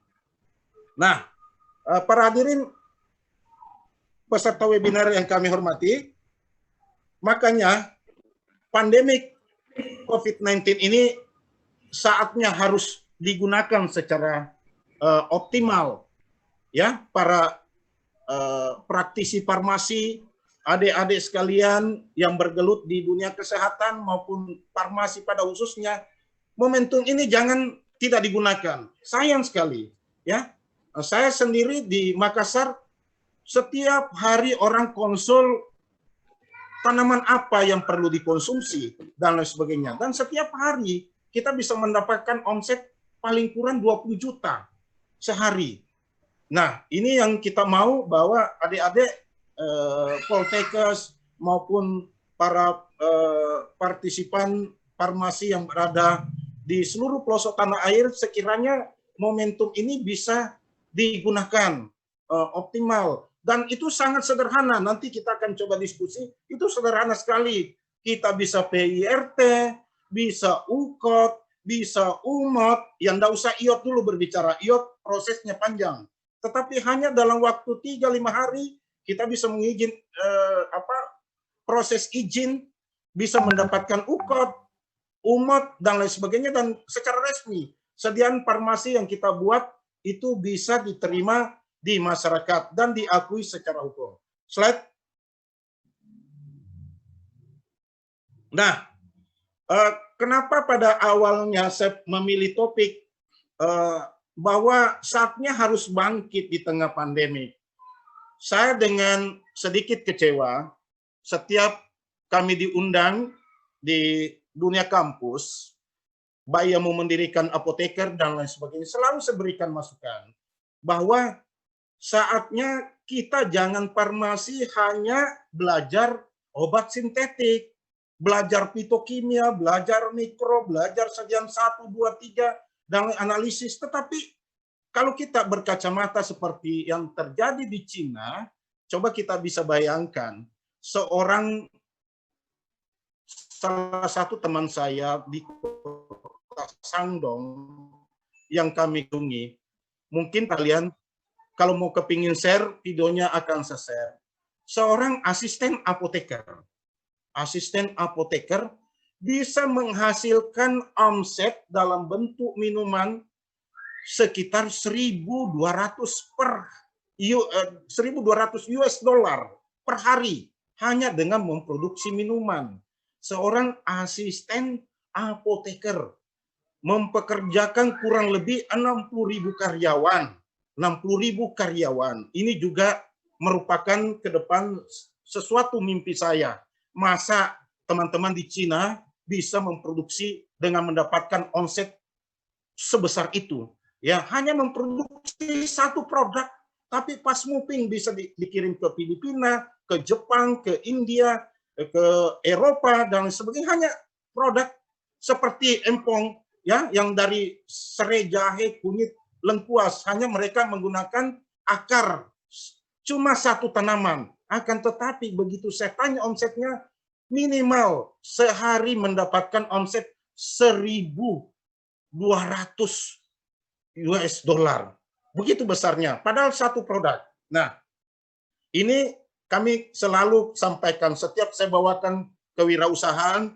Kebetulan kami di pengurus Ikatan Apoteker PD Makassar, selalu saya menghimbau ke adik-adik yang baru mau lulus dari sebagai apoteker, tolong Kak, jangan pernah sedih kalau tidak diterima sebagai dosen. Jangan pernah sedih kalau tidak diterima di rumah sakit. Jangan sedih kalau tidak diterima atau tidak mampu mendirikan apotik. Atau jangan sedih ketika Anda tidak diterima di pelayanan kesehatan yang lainnya. Tetapi saya anggap Anda harus bersedih ketika ilmu farmasi Anda tidak manfaatkan.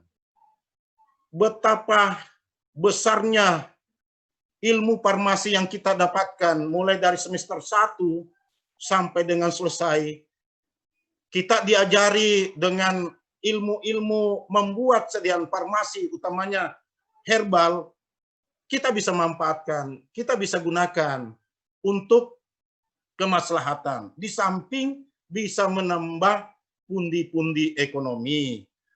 Sebagai gambaran, mohon maaf para hadirin, saya juga memulai dari awal. Nanti akan kita share pabrik seperti apa pabrik saya. Tetapi awalnya semua dari BTN tipe 21, ya.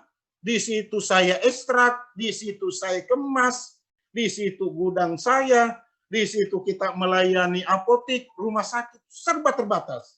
Tetapi dengan semangat kami mau maju, bahwa saya dari Sulawesi Selatan, Makassar bisa tonji, saya harus buktikan diri bahwa selain di Jawa, kami juga di Makassar bisa berdiri industri yang merupakan standar nasional, ya, CPOTB, ya. Slide.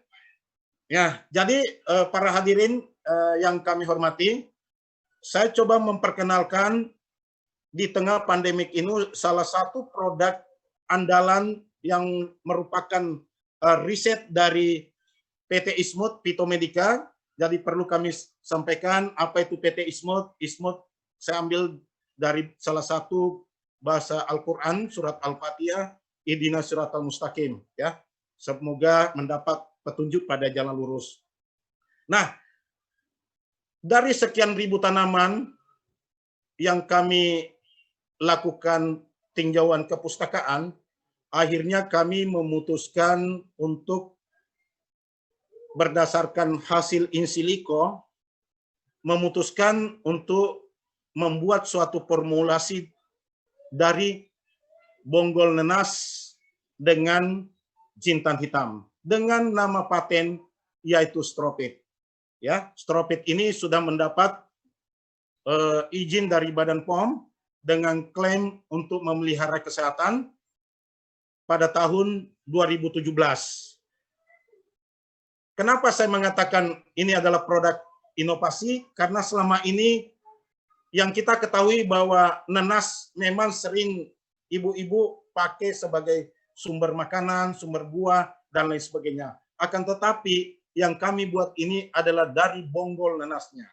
Ya mungkin warga Sulawesi Selatan biasanya kalau buat acar-acar, malah bonggol nenas ini dibuang, batangnya ini dibuang.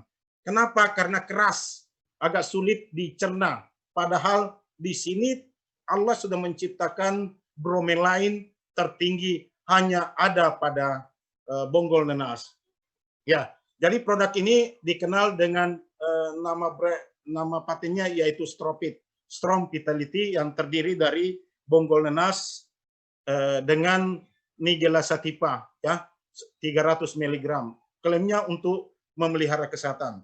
Dari hasil validasi ke masyarakat, slide, bahwa meskipun Stropit ini klaimnya secara umum memelihara kesehatan, namun selama 12 tahun kami sudah menguji efektivitasnya sangat luar biasa, utamanya terkait dengan inflamasi, terutama dengan yang terkait dengan virus, kemudian yang terkait dengan badai sitokain yang saat ini lagi gencar dibicarakan tahapan pada seseorang yang ingin menjalani tes rapid test atau swab dan lain sebagainya.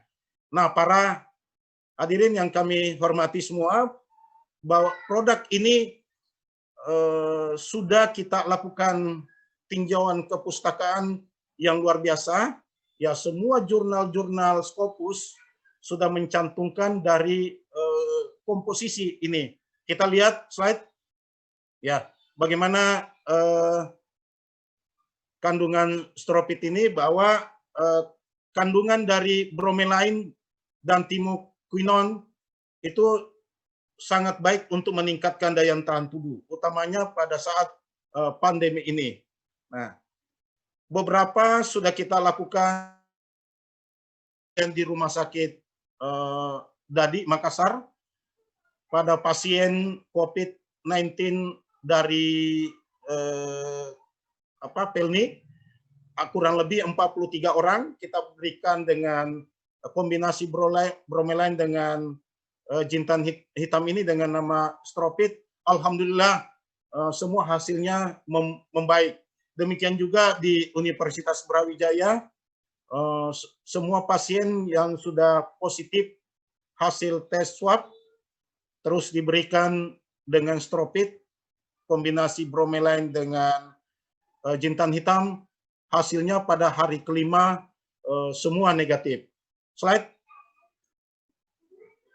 Nah, kita tahu bersama, ini kita lihat pada jurnal Scopus bahwa bromelain memang sangat bagus untuk pasien rhinosinusitis. Jadi menandakan bahwa aktivitas farmakologi dari bromelain ini sangat efektif untuk penanganan inflamasi. Selama ini pada kondisi sinusitis, tindakan yang diberikan hanya dengan operasi atau memberikan obat kortikosteroid, contohnya dexamethasone, ciproheptadin, dan lain sebagainya. Nah, dengan adanya bromelain yang Allah ciptakan pada bonggol renas, ini diharapkan untuk mampu memberikan efek farmakologi utamanya yang terkait dengan pandemik COVID-19. Karena kita ketahui bersama bahwa COVID pada umumnya diawali dengan badai sitokain. Kemudian terjadi mukus meningkat, apalagi pada pasien paru-paru dan lain sebagainya perlu diberikan mukolitik yang cukup bagus. Nah, pemberian bromelain ini sangat bagus sebagai pengencer dahak. Nah, para hadirin, tidak harus menggunakan Stropit. Ya, bagi daerah-daerah kalau ada kasus yang serupa bisa memakai nenas. Ya, karena secara saintifik kita sudah tahu bahwa bromelain itu sifatnya sebagai anti TNF-alpha, NF-kappa B, kemudian bisa memperbaiki leukosit, terus berfungsi sebagai vasodilatasi yang bisa menghambat agregasi platelet. Sehingga aktivitas farmakologinya ini sangat menjanjikan untuk digunakan pada penanganan COVID-19. Slide. Ya, ini juga kita lihat pada beberapa jurnal yang sama bahwa rupanya efek bromelain ini sangat bagus, ya, secara in vitro, bahwa mampu bisa memperbaiki kondisi pada pasien-pasien atau pada hewan coba yang mana dia perbaikan koreksi pada TNF-alpha maupun interferon dan beberapa parameter sitokain yang proinflamatori, interleukin 4, interleukin 6, interleukin 10 dan sebagainya semua membaik dengan pemberian bromelain. Jadi harapan kami ketika mengkonsumsi nenas, ya jangan lupa bonggolnya itu harus disertakan. Bahkan kalau bisa bonggolnya lebih diutamakan ketimbang dengan buah dagingnya. Karena kandungan bromelain tertinggi ada pada bonggol nenas. Ya, slide. Nah, ini juga penelitiannya secara flow cytometry rupanya bahwa efek bromelain itu sangat luar biasa yang bisa kita jumpai pada pengujian pada fibroblast. Ya, jadi dia mampu untuk meningkatkan perbaikan pada CD4 pada kondisi-kondisi seperti pada HIV dan lain sebagainya. Ya, pemberian dengan bromelain mampu mengkoreksi CD4 pada pasien. Jadi efeknya sangat luar biasa. Ya, di samping sebagai imunostimulator seperti gambaran tadi, cukup banyak efek farmakologi yang bisa didapatkan dengan pemberian bromelain. Slide. Ya, sekarang kita akan bahas sedikit komposisi dari selain daripada nanas, yaitu jintan hitam. Nah, jintan hitam ini kalau di Muslim, perlu kita ketahui bersama bahwa salah satu di hadis Bukhari menyampaikan bahwa berobatlah kamu dengan habatus sauda karena di dalamnya mengandung obat berbagai penyakit. Ya, mungkin para partisipan yang kami hormati sering mendapatkan produk yang cukup banyak di pasaran yang isinya jintan hitam atau habatus sauda. Namun yang perlu kita tahu bersama, ya sebagai seorang farmasis, tentunya proses untuk mendapatkan asam amino yang ada pada jintan hitam ini terkadang masih banyak yang tidak sesuai dengan standar farmaseutikal, yaitu biasanya diberikan temperatur lebih dari suhu denaturasi. Padahal kita tahu bersama bahwa salah satu kan ada 20 jenis asam amino. Slide. Jadi jintan hitam cukup banyak ya, di samping sebagai efek analgesik, sebagai antimikroba, kemudian sebagai imunomodulator, sebagai sehingga tidak salah lah kalau diktum Rasul dalam sebuah hadisnya bahwa ketika kamu sakit, yang pertama dulu minum dululah habatus sauda. Nah, kajian-kajian ilmiah sudah membuktikan ke kita bahwa dalam jintan hitam fungsinya sangat banyak. Nah, untuk menerapkan seperti bahwa efek dari jintan hitam kita secara muslim tidak perlu ragu lagi. Yang penting prosesnya sudah benar secara farmasis, ya. Jangan sampai disangrai, kemudian mau dipisahkan minyaknya, memakai temperatur lebih suhu denaturasi. Nah, ini kemungkinan yang produk-produk yang banyak di pasaran, masyarakat tidak yakin karena prosesnya terjadi denaturasi. Sehingga efek obat yang diklaim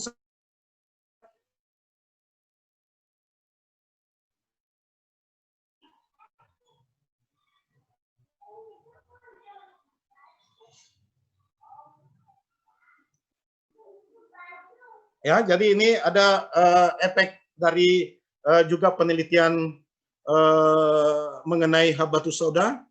Ya, kita lihat bahwa rupanya dari penelusuran jurnal kurang lebih saat ini kalau di Scopus hampir 2000-an jurnal yang membahas manifestasi klinik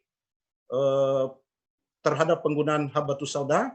Nah, ini salah satu jurnal untuk H9N2 ya pada influenza yang menandakan bahwa habatus sauda untuk penggunaan untuk COVID-19 juga ada korelasi, ya korelasi bermakna. Dari sini kita sudah bisa lihat bahwa aktivitas antiviralnya itu sangat mendukung untuk klaim sebagai obat, sebagai suplemen untuk kasus COVID-19. Slide. Nah, ini juga salah satu manifestasi daripada COVID-19 yaitu terjadi sesak. Bronkodilator, efek bronkodilator dari jintan hitam ini juga ada. Kita bisa jumpai pada timoquinone. Nah, dengan kandungan timoquinone yang ada pada jintan hitam itu mampu menghambat bronkospasme pada saluran napas sehingga bisa melonggarkan dalam waktu singkat. Dan pada beberapa pengujian terhadap pasien-pasien positif COVID-19 itu yang awalnya menggunakan ventilator setelah 12 jam menggunakan kombinasi bromelain dengan jintan hitam, alhamdulillah pada hari kedua mengkonsumsi kedua kombinasi ini ventilatornya sudah tidak digunakan lagi. Jadi jelaslah bahwa apa yang dideklarasikan oleh salah satu hadis bahwa berobatlah kamu dengan jintan hitam ketika diproses dengan benar itu bisa menghasilkan efek farmakologi yang benar juga. Slide. Ya, jadi ini Nigella sativa ya. Saya harap mungkin sampai di sini saja penyampaian saya mengenai materi saya. Saya harapkan dari teman-teman mahasiswa yang ada di Sidrap maupun farmasi di seluruh Nusantara, kemungkinan kalau ada yang mau bertanya mengenai bagaimana kiat-kiat mendirikan usaha, terus produk apa dan lain sebagainya, terus adik-adik ada yang kepingin untuk bergabung di tim saya sebagai riset tim tradisional Indonesia Medicine, bisa bergabung ke saya, dan insya Allah semua penelitian yang akan kita tanggung oleh PT ISMUT. Jadi kalau mau bergabung untuk penelitian di bidang herbal, tolong kirimkan proposal ke PT ISMUT. Insya Allah kalau peralatan itu tidak ada dalam negeri, kita akan memfasilitasi sampai ke Jepang, karena kebetulan kita kerjasama dengan Tsukuba University dengan ICE University yang ada di Jepang, dan salah satu universitas juga di Beijing University, kita Nanjing University, dan saya juga perlu sampaikan kalau ada adik-adik atau apoteker yang kepingin lanjut studi S2 yang memiliki TOEFL 500 ke atas, monggo kirim surat ke PT ISMUT. Insya Allah kita akan memfasilitasi sampai tingkat doktoral di Nanjing University. Saat ini kami diberikan jatah kurang lebih 500 untuk mencari mahasiswa dari Indonesia yang berprestasi, yang ingin dan herbal medicine.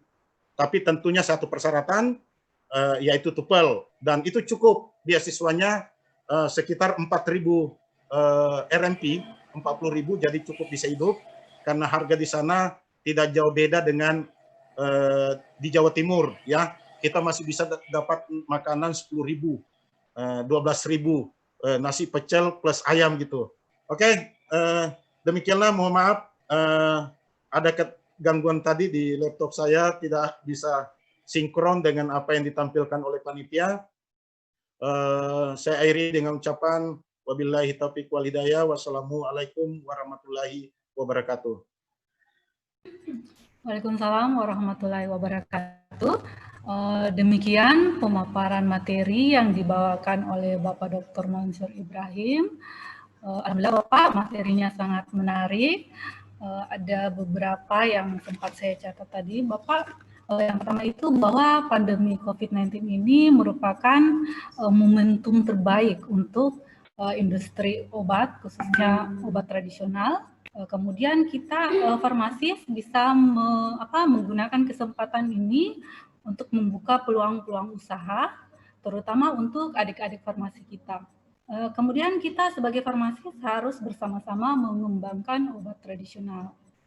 Kemudian mungkin sudah ada beberapa penanya yang sudah tidak sabar lagi ingin bertanya. Pertama, saya akan membuka dulu sesi pertama untuk tanya jawab kita. Bagi yang mau bertanya, silakan di kolom partisipan bisa raise hand. Kemudian saya akan memilih 3 penanya.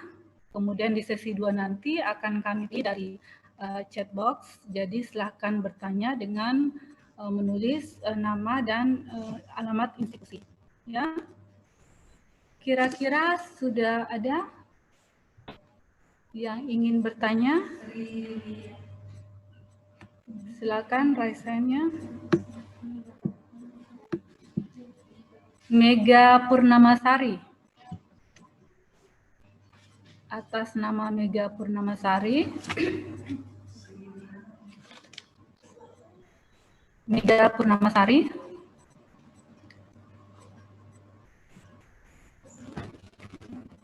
Ada lagi yang ingin bertanya?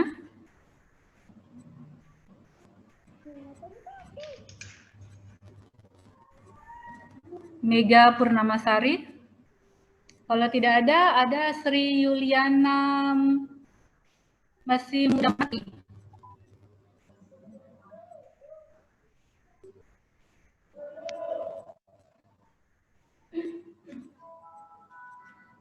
Jika tidak ada, saya ambil pertanyaan dari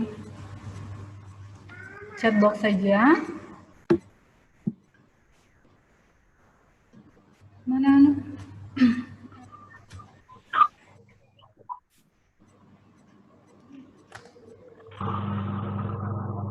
Dari Yeni Widianingsi, yang pertama, apakah ada efek samping apabila kita selalu sering bahkan setiap hari mengkonsumsi vitamin seperti, mohon maaf saya tidak menyebutkan merek, di tengah pandemi COVID-19 ini? Mungkin inti pertanyaannya, apakah kita jika terlalu sering mengkonsumsi vitamin, entah itu vitamin apa saja, apakah ada efek samping lainnya? Bisa langsung dijawab, Bu? Iya, bisa. Oke, jadi konsumsi vitamin tentunya tidak boleh terlalu berlebihan, karena kita tahu bersama bahwa apa yang kita makan, pepaya, jeruk, kemudian nanas, dan lain sebagainya, itu semua ada mengandung vitamin. Ya, contoh kita di pepaya ada vitamin A, terus kita konsumsi wortel ada beta karoten, terus kita konsumsi jeruk ada vitamin C.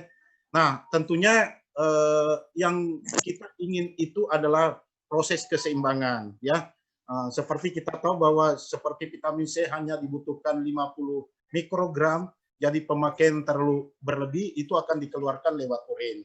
Tentunya teman-teman sudah mempelajari di farmakologi, jadi hendaknya penggunaan vitamin itu bukan artinya tetap harus dalam koridor, jangan terlalu berlebihan, karena kalau konsumsi vitamin C 1000 mg dilakukan 3 hari, 3000 mg, tentunya yang muncul adalah terjadi iritasi. Ya, iritasi pada mukosa lambung, yang tentunya bisa memicu lagi terjadinya GERD, bisa memicu terjadinya ulcus pepticum. Jadi harus dikelola dengan baik. Nah, menurut saya, selama kita menggunakan tanaman atau makan sayur, makan ikan, dan lain sebagainya, kebutuhan akan vitamin apa saja, itu menurut saya tidak layaknya untuk kita tingkatkan. Ya, saya memahami bahwa di tengah pandemik, semua orang panik, ya. Kepanikan kita bisa lihat, coba kendaraan kita disemprot, yang disemprot adalah rodanya. Ya, kalau pulang dari belanja, uangnya kasih lagi semprotan, terus kita menggunakan berlebihan sanitizer. Itu adalah wujud konkret bahwa masyarakat kita galau. Nah, sebagai seorang farmasis tentunya hal seperti ini tidak harus terjadi, karena cukup banyak ilmu yang kita sudah diberikan oleh dosen-dosen kita. Dalam arti kata bahwa konsumsi vitamin ya sewajarnya, jangan terlalu berlebihan, apalagi kalau intake makanan itu cukup. Ya, karena itu bisa menambah lagi pengeluaran yang cukup tinggi. Kalau Anda makan pepaya, Anda makan wortel, Anda makan jeruk, kemudian Anda makan ikan dan lain sebagainya, saya rasa kecukupan untuk vitamin itu cukup dalam tubuh. Jadi tidak perlu berlebihan. Di samping bisa menimbulkan efek yang lain, seperti yang tadi saya sampaikan, bahwa bisa muncul gastritis, ulcus pepticum, itu sebaiknya bisa dikontrol. Jadi gunakanlah vitamin sewajarnya saja. Kalau memang intake makanan Anda tidak cukup. Kalau intake makanan Anda cukup, saya rasa penggunaan vitamin kita kemasan dalam bentuk kemasan bisa dihindari, terkecuali kalau kita dalam keadaan kesehatan tidak memadai. Contohnya sakit, nafsu makan baru makan 1 sendok, terus mual. Ya, bagaimana terus bagi ibu-ibu hamil, baru lihat makanan sudah mual, muntah. Nah, disitulah dibutuhkan vitamin yang adekuat. Tapi selama bisa konsumsi baik, saya rasa itu tidak dibutuhkan. Baik Bu, jadi kemudian ada pertanyaan tadi dari mana ini? Dari Mega. Mana tadi? Mega. Bisa moderator saya bisa langsung saja pertanyaannya masuk? Oh ya Pak, silakan. Ya. Terus Assalamualaikum warahmatullahi wabarakatuh dari Yasin Bone. Bagaimana tips untuk bisa membangun bisnis herbal agar bisa lebih maju mengingat banyak sekali produk herbal yang beredar di pasaran? Pertanyaan ini cukup bagus. Jadi selalu saya sampaikan pada mata kuliah People Medicine kalau saya bawakan bahwa hendaknya mahasiswa itu cukup satu Anda fokuskan. Jangan terlalu banyak ya, tetapi fokus ya. Jadi kalau kita membuat produk, kita coba review perjalanan saya. Saya awal membuat pip albumin dari ekstrak ikan gabus. Saya ditertawai di seluruh pelosok Indonesia.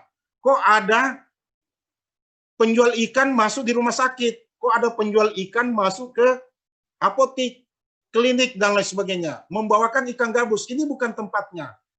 Apa yang saya lakukan? Saya sabar, karena mungkin mereka belum memahami ya bahwa kami ini bukan seperti ikan biasa.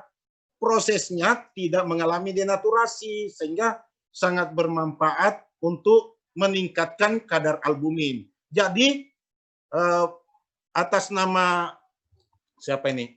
Salsabila, ya kami sampaikan bahwa Anda harus memilih kira-kira apa yang Anda gemari, ya apa yang Anda suka. Contohnya, kalau Anda tidak suka darah, jangan melakukan penelitian atau membuat obat yang mengklaim misalnya untuk luka diabetes. Tentunya suatu saat pasti Anda ketemu dengan orang-orang yang menggunakan produk Anda yang ada ulkus, ada berdarah, dan lain sebagainya. Jadi pertama, apa yang Anda gemari dulu. Satu. Kemudian Anda harus fokus, karena perjalanan produk itu tidak licin, tidak gampang, menemui hambatan pada sisi marketing. Kemudian ketiga, Anda harus yakin bahwa produk yang Anda buat sudah sesuai dengan standar farmasi. Ya, Anda sudah yakin prosesnya, Anda sudah validasi bahwa produk ini bermanfaat. Contohnya, saya waktu kemarin ke Palu, salah seorang mahasiswa semester 3 sudah bisa menghasilkan 1,2 miliar hanya membuat produk lulur. Mobilnya sudah mobil BMW, dosennya saja pakai mobil Ayla. Nah, ini satu prestasi luar biasa. Seorang mahasiswa sudah bisa menghasilkan 1,2 M per bulan.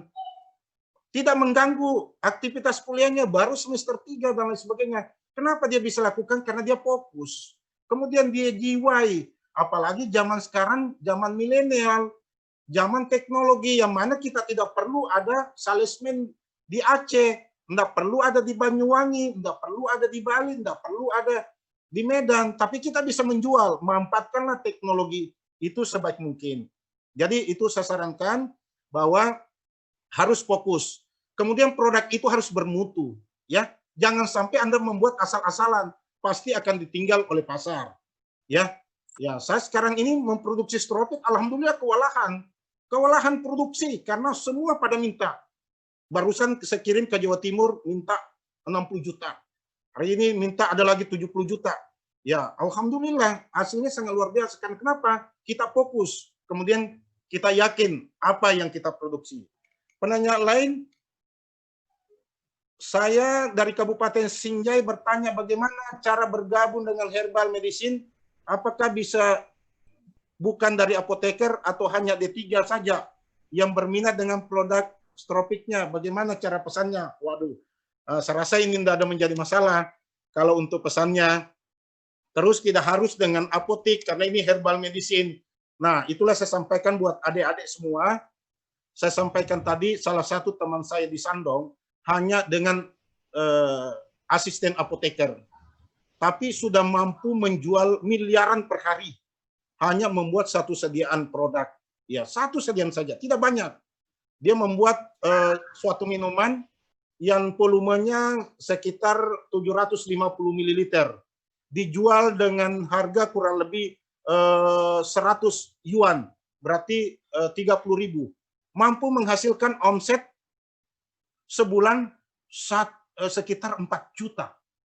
4 juta, bukan 4 juta rupiah, tapi 4 juta US. Ya, coba kita bayangkan 4 juta US dengan usia saat sekarang ini baru usianya 32 tahun. Ya, sudah punya karyawan 40.000. Saya saja masuk di ruang makannya di lantai 6. Karena saya tamu dari Indonesia, dikasih kesempatan untuk masuk di restorannya di lantai 6. Restoran saja sampai lantai 8. Karena harus 40.000 makan selama 1 jam. Jadi bertingkat khusus restorannya. Nah sekarang apakah juga adik-adik ada bisa seperti itu? Tentunya bukan hanya dari Mansur, tapi boleh jadi ada dari adik-adik yang punya ide brilian ya untuk bisa memproduksi. Terus apakah sudah beredar di Jawa? Di Jawa Timur sudah ada. Di Jawa Timur sudah banyak, itu sekarang pusatnya di Universitas Brawijaya, dikelola oleh teman-teman sambil diamati penelitiannya. Jadi bisa juga order langsung ke PT Ismut, mungkin bisa langsung dikunjungi webnya. Jadi bisa pesannya langsung. Terus ada pertanyaan lagi tadi, bagaimana melakukan proses penelitian? Ya, ini juga kami tanggapi dengan antusias. Bagi adik-adik yang mau melakukan penelitian, ya silakan. Ya, kami bersedia memfasilitasi, bahkan kalau ada yang mau melanjutkan studi, ya kami juga bisa fasilitasi di Nanjing, kemudian di Jepang, di Australia, bagi yang memenuhi syarat. Yang pasti dukungan penelitian akan kita support 100%. Ya, dari perusahaan akan kita support selama itu untuk riset ya. Kami dari Ismut siap untuk mensupport secara optimal. Kemudian ada pertanyaan lagi, Puskesmas KBRI Rekan mau tanya, bagaimana memastikan bahan baku obat tradisional di pasaran aman untuk dikonsumsi seperti jintan hitam, ketumbar, di mana kita tahu bahwa saat ini banyak pedagang nakal yang menggunakan bahan tambahan yang tidak aman. Tentunya harus punya seleksi ketat. Kalau di pabrik saya, kita menunjuk salah satu supplier. Tentunya kalau ada apa-apa kita gampang jejaki. Jadi kita ada supplier tertentu yang mana kita sudah yakin kalau terjadi apa-apa berarti mereka yang harus bertanggung jawab. Nah, kalau beli di pasaran, tentunya Anda harus melihat apakah jintan hitam itu memang benar jintan hitam, bukan ketumbar. Nah, ini perlu pengamatan. Adik-adik di farmasi harus tahu yang mana tipe jintan hitam dan yang mana ketumbar. Tentunya sangat berbeda. Jintan hitam warnanya hitam dan bau spesifik. Seperti teman-teman mungkin di Sulawesi Selatan, ada yang sering konsumsi kue kering yang ada jintan hitamnya, biasanya 1 sampai 2 biji. Itulah model jintan hitam. Jadi kita bisa membedakan antara ketumbar dengan jintan hitam. Terus pertanyaan dari Stikes Nani, Makassar, di masa pandemi corona saat ini banyak obat herbal yang diklaim bisa mencegah COVID-19 bermunculan di kalangan masyarakat. Mohon arahannya Pak supaya kami lebih cermat dan bijaksana dalam memilih obat. Jadi benar.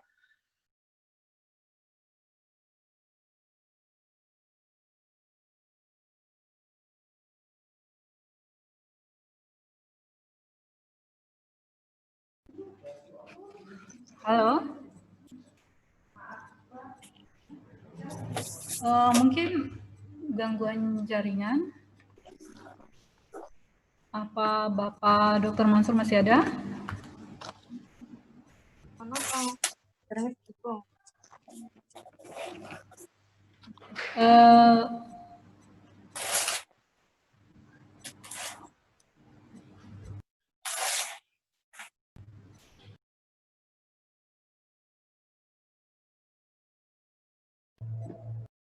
Oke, saya lanjut kembali sedikit lagi pertanyaan itu bahwa bagaimana menyikapi atas produk banyaknya produk yang di pasaran, tentunya harus lebih bijak.